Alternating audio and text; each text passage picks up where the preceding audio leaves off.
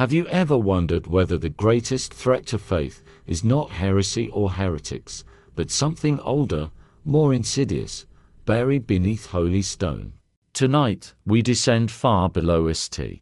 Peter's Square, past marble halls and echoing corridors, to where silence is enforced not by keys but by sigils older than Christendom. Welcome back to Tales Mythology. If you're drawn to secrets whispered in darkness, subscribe and ring the bell, because tonight we walk where no light should dwell. Imagine this: a solitary archivist in the Vatican, torch in hand, heart trembling. He passes locked cabinets, unseen wards, and finally pauses before a black leather tome, sealed not with papal wax, but a crimson sigil older than Rome. He breaks the seal. The air chills. The pages are not debates on doctrine, nor minutes of conclaves. They are testimonies of terror, blood, and faith undone. This is not fiction.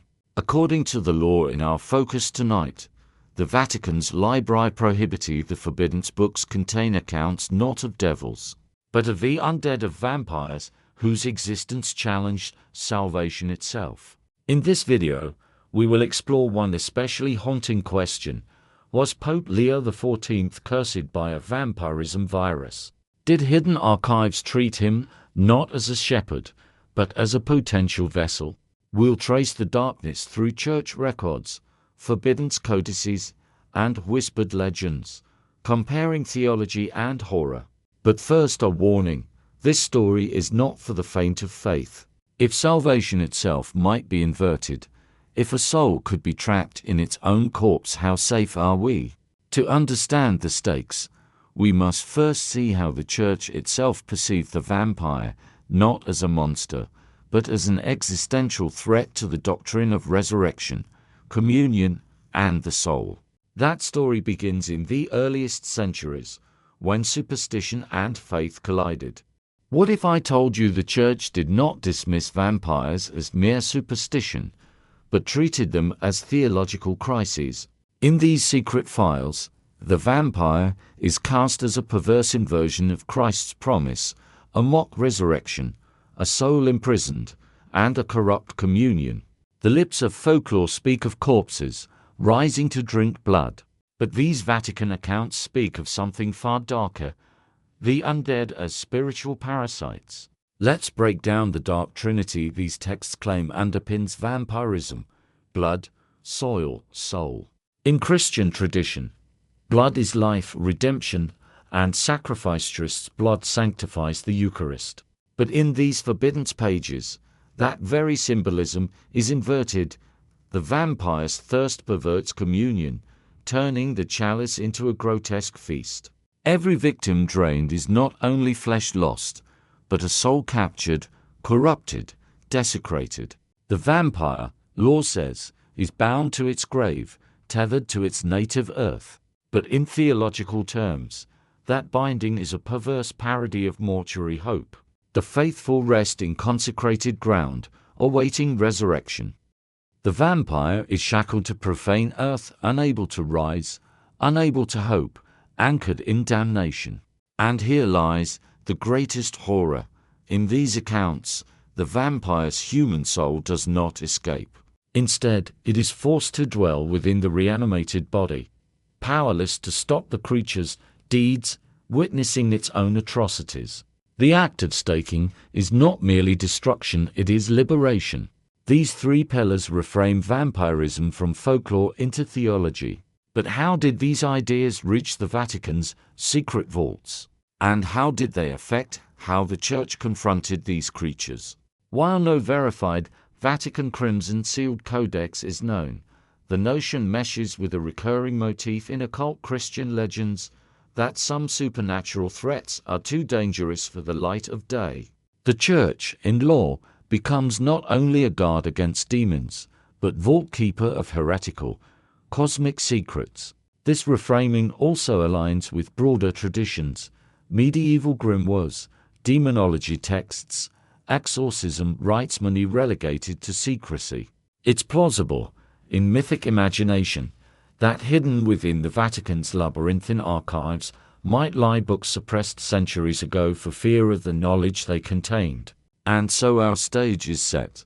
A theological monster not imagined, but written, one that challenges the very foundations of Christian hope. We now turn to the first testimonies, the rural reports of Father Aluan in medieval Romania, and how the Church responded in terror. In a small, isolated parish in medieval Romania, Father Aluan wrote frantic entries in his journal. His handwriting, shaky, stained, desperate. What he described was beyond superstition. Corpses clawed their way from unholy graves, feeding on the living, leaving terror in their wake. His key notes: corpses that refused to rest, emerging even from consecrated ground. Victims with twin punctures in their throat, blood drained.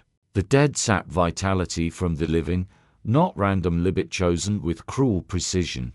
The soul, he believed, was not gone but trapped, watching. He pleaded for deliverance, for tools, for mercy. His words read less like reporting, more like prayer in terror. From this rural horror emerges a sense of church siege. The monster is not confined to folklore, but pressing on belief itself. I imagine Father Aluan sitting by candlelight, quill trembling, each stroke forged with dread. He was no folklorist, he was a shepherd. So when he saw what he believed to be the undead, his faith trembled. He wrote of priests doubting, layfolk panicking, and the moral panic that followed. While no independent corroboration exists, this kind of anecdote reflects the way folk beliefs reacted to phenomena they could not explain: sudden deaths, tuberculosis, bodies that seemed to fresh, all branded as vampiric. In imaginative reconstruction, one might see church envoys arriving, sanctifying graves, reburying remains under ritual, creating talismans against further return. But for Aluan, every night was war.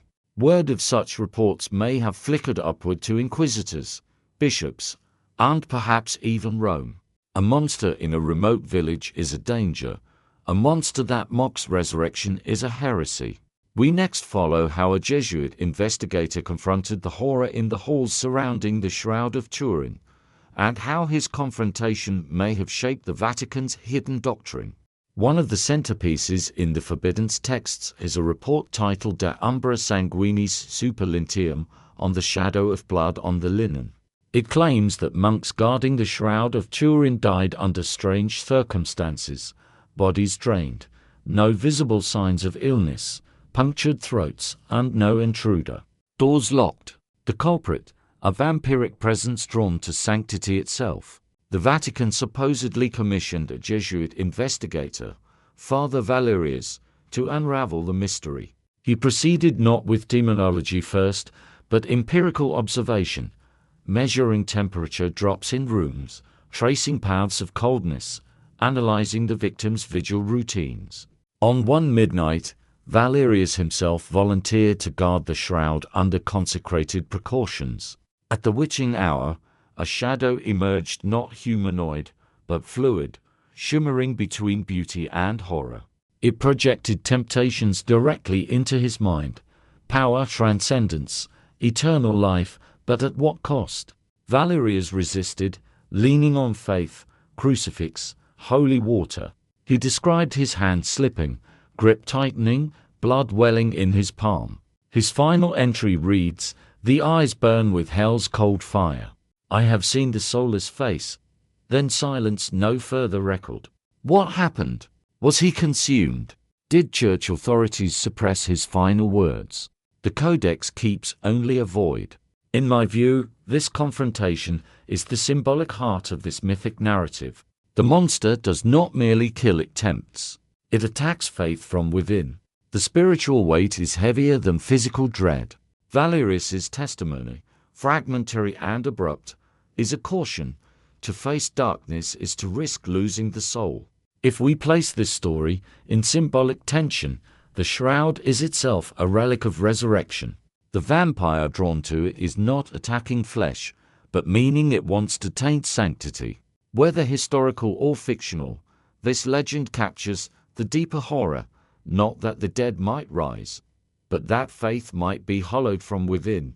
In the next section, we'll examine how the Church, according to these secret writings, devised spiritual rituals as countermeasures, not merely hunts, but exorcisms and liberations. If vampires in the hidden archives are not beasts, but theological crises, then the Church's response cannot be a sword but a sacrament. The codices lay out ritual protocols performed not by ordinary priests, but by inquisitory santorum exorcists, specially trained to engage undead souls. Let's walk through these stages of confrontation. Identification and signs. A body that resists decay. Eyes undimmed in death. Reports of nocturnal visitations. A corpse found outside its coffin or invading dwellings. A consecrated host at the coffin threshold, which the creature refuses to cross. Sanctification of soil. Given that the creature is bound to its grave earth, priests sanctify, exorcise, or even remove the soil. This severs the tether, leaving the vampire vulnerable and unanchored. Exhumation. Performed in daylight hours, when the creature is dormant. The corpse is swollen, preserved unnaturally. The exorcism begins outside the coffin before opening. Major exorcism. The lead priest invokes the Trinity, commands the demon by name, orders the release of the imprisoned soul. Scripture. Relics, incense, holy water all deployed in a spiritual siege, not a spectacle. Severing and release. A stake of ash or aspen is driven through the heart not to kill the monster, but to sever the bondage between spirit and shell. Decapitation may follow. The head turned away, the remains burned, and ashes scattered into running water to ensure no fragment may arise. Mercy or tragedy. Many reports describe not just the death shriek of the monster, but the human voice within, pleas for forgiveness, agonized apologies, the sound of a man enduring his own demise. The ritual is as much an act of liberation as of destruction. Notice how these steps mirror sacramental logic. Sanctification, purification, liberation. The monster is not simply expelled, but freed in the name of mercy. In this framing, each ritual is a theological act. The Church does not slay a beast but severs a corrupted covenant, releases a soul, restores cosmic order. But the emotional weight is heavy. Might the monster have been human? Each vampire slain may be a tragedy. That is the heart-wrenching paradox, that salvation may sometimes require violence, and mercy may demand sacrifice. In the next section, we shift forward toward Pope Leo XIV and the possibility that the curse, virus, or threat may have touched the papal throne itself. What if the greatest danger was not in rural Romania or Turin, but in Rome itself, touching the papal line?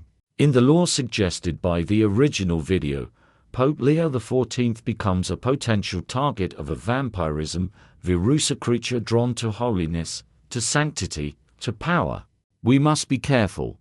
Historically, there is no record of Pope Leo XIV in the real papal succession being associated with vampires.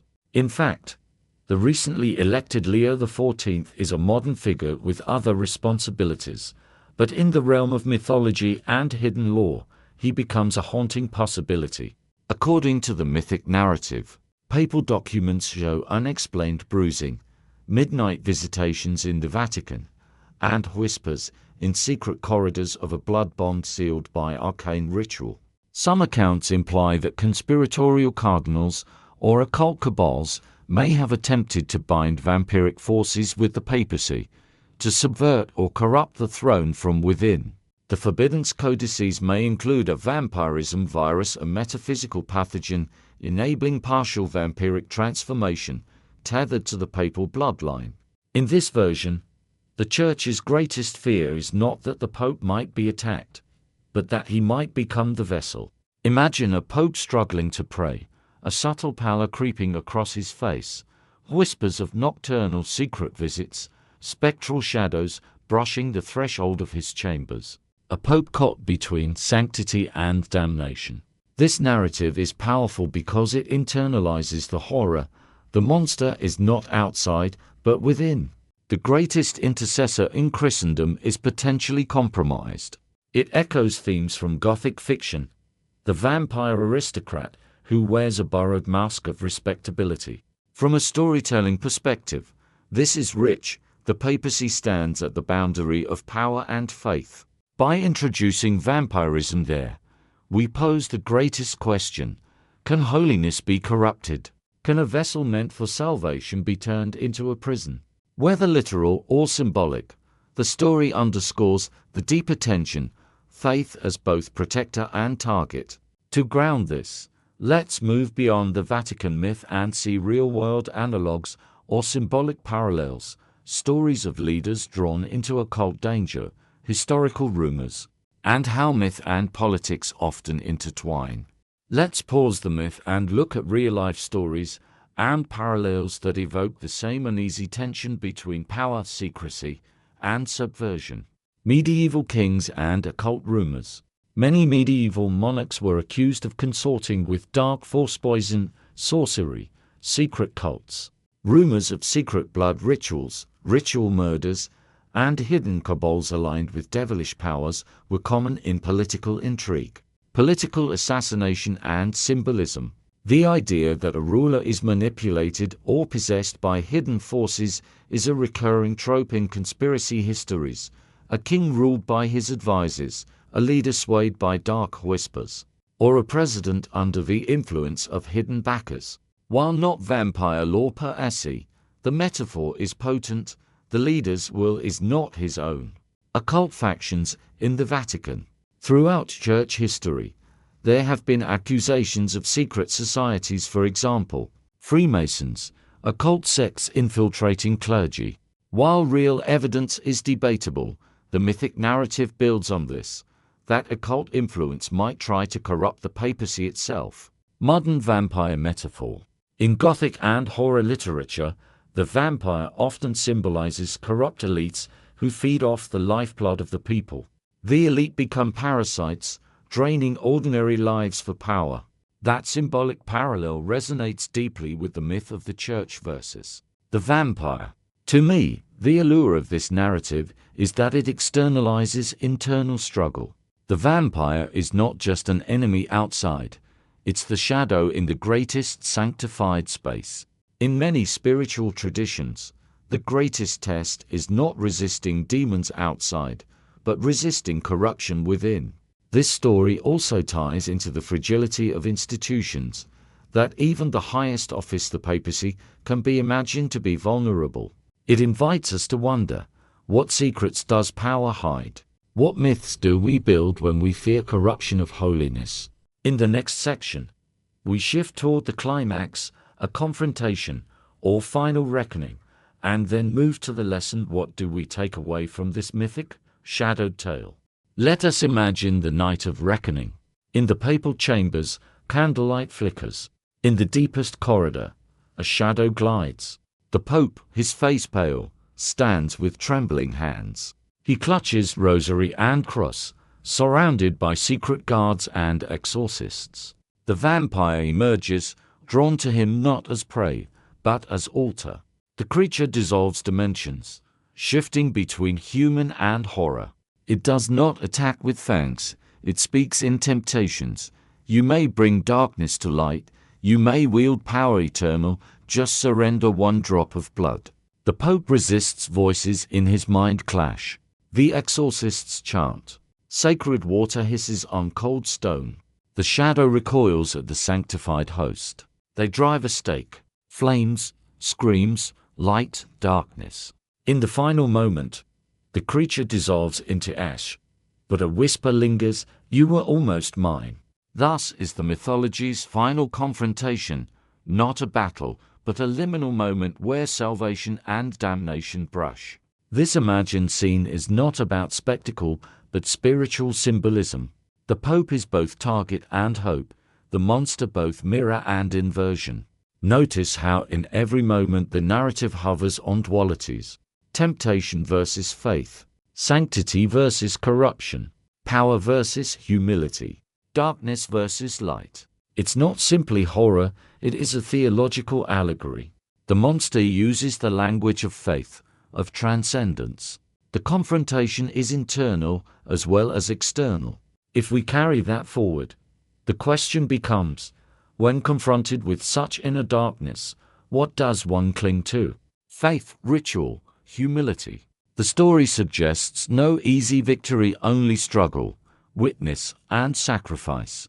We began with the question, was Pope Leo XIV cursed by a vampirism virus? Whether as literal myth or allegory, this narrative leads us into darker territories of faith, power, and the limits of salvation. Here are the key lessons. Myth as mirror. The vampire legend in secret Vatican lore is less about monsters, more about what we fear inside ourselves, that holiness may be mocked, that faith may be hollowed, that even the pure may be tempted. The locus of horror. The real terror is not fangs, but a trapped soul. The possibility that salvation might be stolen, that a soul might be imprisoned in flesh, resonates beyond vampire lore into spiritual fear. Power and vulnerability. The highest office, the papacy, is imagined as vulnerable. That's the greatness of the narrative. No one is above temptation, no one immune to darkness. Ritual, mercy, and violence. In the myth, the Church's method is not brute force, but ritual, sanctification, liberation. Even destruction is mercy. The narrative asks, when violence is necessary, can it also be compassionate? Faith as defense. The confrontation is won not by might, but by faith, not denial, but recognition. The monster is not destroyed by ignorance, but by confronting it with holiness, humility, and truth. So was Pope Leo XIV cursed by vampirism? In the concrete historic record, no. But in mythic imagination, yes, he becomes the locus where sanctity is both weapon and target. What I hope you carry away is this: stories like this survive not because we believe them literally, but because they reflect deeper truths about the fragility of the human soul, the seduction of power, and the war we wage internally between light and shadow. If you enjoyed this exploration, like and subscribe, and share your thoughts. Do you believe horror can teach faith? If you want a follow-up perhaps on other papal legends or forbidden Vatican lore, tell me below. Until next time, guard your soul, question your shadows, and remember the darkest vaults may hide the greatest prayers.